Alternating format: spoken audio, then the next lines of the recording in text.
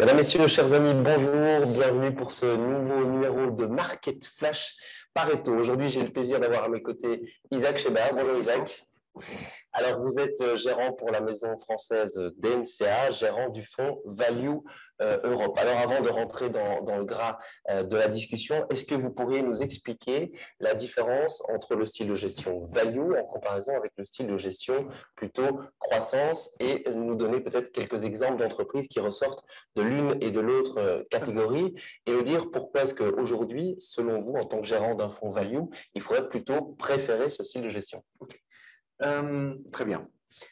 La gestion value, elle est très claire dans l'idée de retour à la moyenne. Ça veut dire que les entreprises, à un moment de leur cycle, la valeur de ces entreprises baisse et donc soit ces entreprises ont des problèmes, soit elles doivent se restructurer ou simplement la rentabilité doit s'améliorer. Donc on a un retour vers la moyenne. Ça, c'est l'idée même de la value, d'un retour à la moyenne qui peut être assez long, mais qui peut donner des résultats assez spectaculaires. Donc, une hausse de ce qu'on appelle un multiple, par exemple, un prix divisé par le bénéfice par action. De l'autre côté, la gestion croissance, elle ne se préoccupe pas du retour à la moyenne, elle se préoccupe de la croissance des bénéfices. Et donc, à partir du moment où cette croissance de bénéfices peut se tenir d'une année à l'autre, d'une période à l'autre, en fait, il n'y a pas d'objectif de cours en soi. Ce qui est important, c'est la croissance de bénéfices. Alors que la gestion value, à partir du moment où on retourne dans la moyenne, on peut dire que la valorisation retrouve son niveau correct ou intrinsèque. Et à ce moment-là, il y a une vraie valeur. Alors que la gestion croissance, c'est une gestion qui peut être assez longue dans le temps parce que les bénéfices continuent à s'accroître et capitaliser au fil des ans. Et des exemples d'entreprises, par exemple, de value et de croissance? C'est clair qu'il y a des entreprises qui sont plus value, par exemple les matières premières, les minières, les pétrolières, les bancaires, ouais. Bien sûr. Des valeurs qui sont plus croissance, par exemple. On peut parler de tout ce qui est technologie médicale, tout ce qui est les produits de consommation courante, comme L'Oréal, Essilor sur les lentilles et la partie optique. Donc, on voit bien qu'il y a deux différences très claires entre des valorisations qui sont beaucoup plus cycliques, donc beaucoup plus volatiles dans le temps, ou des sociétés qui sont plus pérennes dans le temps, mais qui, à un moment, retrouvent des niveaux de valorisation qui sont un peu trop élevés par rapport à la croissance de leurs bénéfices. Alors, Isaac, vous gérez un fonds Action Value, mais vous gérez aussi un fonds qui est exclusivement investi dans les entreprises européennes. Alors, l'an dernier, il fallait plutôt être aux États-Unis sur des valeurs de croissance. Et au début de l'année, on a senti que les investisseurs avaient en quelque sorte traversé l'Atlantique pour revenir en Europe plutôt sur des titres de value. Et depuis le début de l'année, il y a quand même sans doute au moins deux éléments qui ont changé la donne. Évidemment, le conflit qui oppose la Russie à l'Ukraine. D'autre part, la politique monétaire menée par la Banque centrale européenne qui se durcit petit à petit avec peut-être un agenda caché. Est-ce que ça vaut toujours la peine, dans le contexte actuel aujourd'hui, d'investir en Europe? Nous pensons que oui, c'est vrai que le conflit ukrainien n'est pas de nature à rassurer sur les marchés européens, mais je crois qu'il faut tenir compte de deux ou trois éléments. Le premier élément, c'est que la politique européenne maintenant est une politique très volontariste. Ça veut dire qu'il y a des plans assez importants, des budgets au-delà de 750 milliards, 1000 milliards, pour justement la transition énergétique qui va donner un soutien important aux valeurs européennes sur la transition énergétique.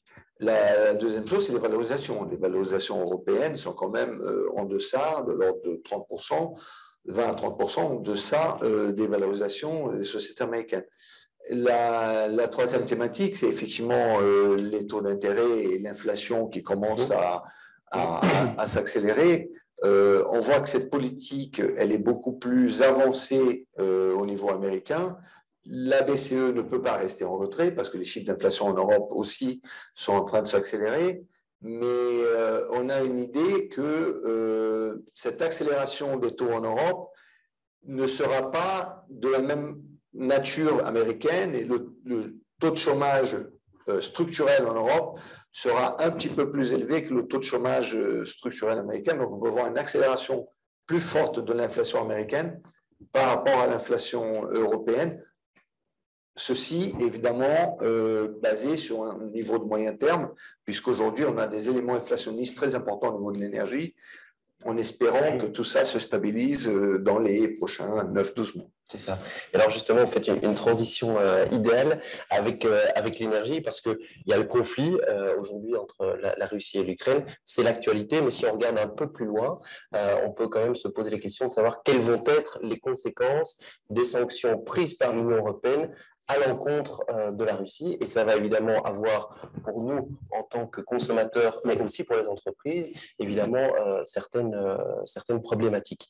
Alors vous, justement, dans ce contexte-là, en tant que gérant de fonds, comment est-ce que vous pouvez réagir? Est-ce que vous devez être encore plus sélectif qu'auparavant dans les entreprises que vous intégrez dans votre fonds et même celles que vous pouvez sortir de votre fonds? Oui. Effectivement, il va falloir être plus sélectif. Pour l'instant, c'est une situation un peu binaire. On ne sait pas la durée de ce conflit. Une chose est certaine, ce conflit aura des conséquences au niveau des matières premières, on aura des conséquences au niveau de l'énergie ou de l'équation énergétique globale européenne. Donc, on peut regarder ça, le côté négatif, c'est que ça va peser sur le budget des ménages, évidemment.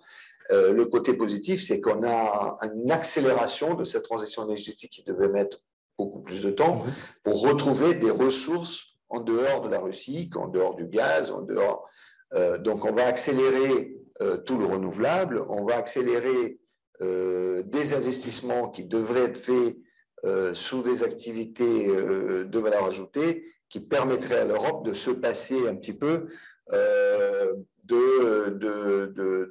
l'extérieur. Ça veut dire qu'on va relocaliser un petit peu. C'est des mouvements longs, mais qui vont s'accélérer dans le temps, alors que peut-être sur une période de 5 ans, peut-être c'est devenu une période de 3 ans. C'est clair qu'il faut être sélectif parce que le budget des ménages sera impacté. Donc, dans le fond, et ce n'est pas nouveau, on a essayé de se mettre sur les entreprises qui vont bénéficier de ces soutiens structurels de Bruxelles pour la transition énergétique. L'énergie qui était très mal aimée il y a 2 ans, 3 ans, continue à générer des cash importantes et de retour à l'actionnaire avec une baisse importante de leur levier financier. Et les banques européennes, en tout cas celles, et là effectivement on doit être sélectif, celles qu'on peut regarder un petit peu, sont des banques aujourd'hui qui ont du capital. On n'est pas du tout dans la situation de 2008.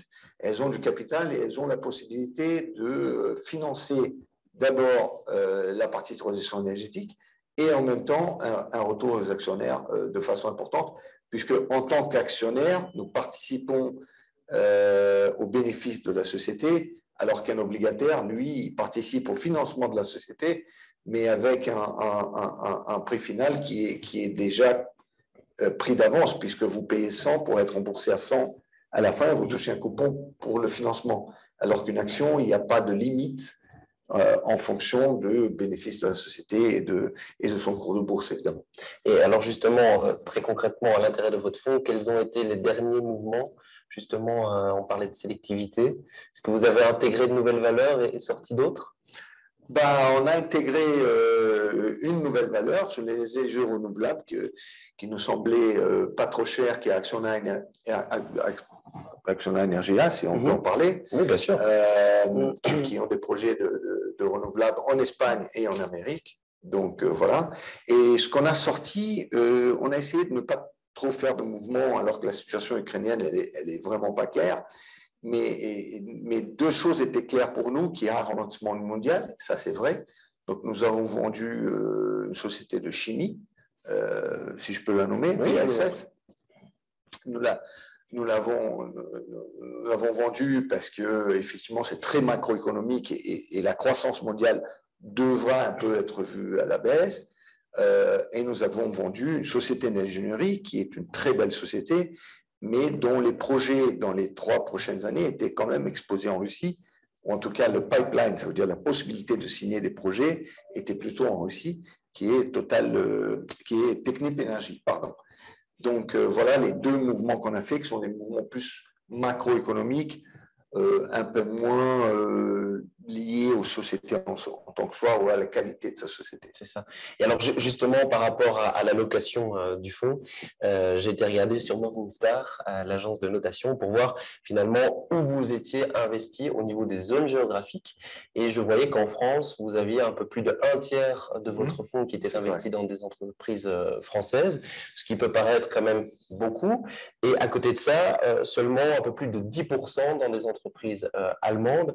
Et c'est une question qui revient d'ailleurs souvent de la part de nos clients, c'est de se dire, mais la part de l'Allemagne qu'on présente toujours comme un peu le moteur économique de l'Europe, est-ce que vous n'avez pas l'impression que c'est peut-être une part qui est un peu sous-pondérée, et à côté de ça, la partie française un peu sur-pondérée? Le marché allemand est quand même peuplé de moyennes capitalisations dans des secteurs divers, l'automobile, des sociétés d'équipement pour ce qu'on appelle capital goods. Par contre, c'est une bourse qui est très peu exposée à l'énergie. Il y a très très peu de valeur énergétique. Il y a des points importants. Les banques sont un poids, mais les banques allemandes ne sont pas un gage ces dernières années de rentabilité. Donc, tout est un peu lié aux moyennes de capitalisation, et ces moyennes de capitalisation ont vu leur valorisation augmenter très nettement ces derniers 5-7 ans. Donc, effectivement, on ne trouvait plus en Allemagne quelque chose qui pourrait justifier un investissement conservateur justement au niveau de la valorisation. Et on les trouvait en France, où le marché est plus profond, plus diversifié. Donc, on a des sociétés d'énergie, d'automobiles, d'équipements, de consommation courante. Et donc, on a cette profondeur du marché français qui fait qu'il faut regarder surtout la possibilité d'acheter des sociétés, mais qui ne sont pas des sociétés investies en France ou qui dépendent complètement du marché français. Quand vous achetez une société pétrolière comme Total, le gros est quand même d'hydrocarbures qui est en dehors de France. Quand vous achetez, par exemple,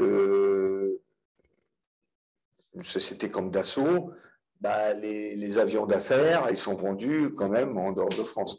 Donc, il faut relativiser entre l'endroit de cotation et effectivement leur exposition géographique. CQFD. Voilà, bien, merci beaucoup Isaac pour toutes vos explications et vos précisions. Merci d'avoir été des nôtres aujourd'hui. Et quant à nous, on se retrouve très vite pour un nouveau point sur l'actualité des marchés financiers. Très bonne journée, au revoir. Merci.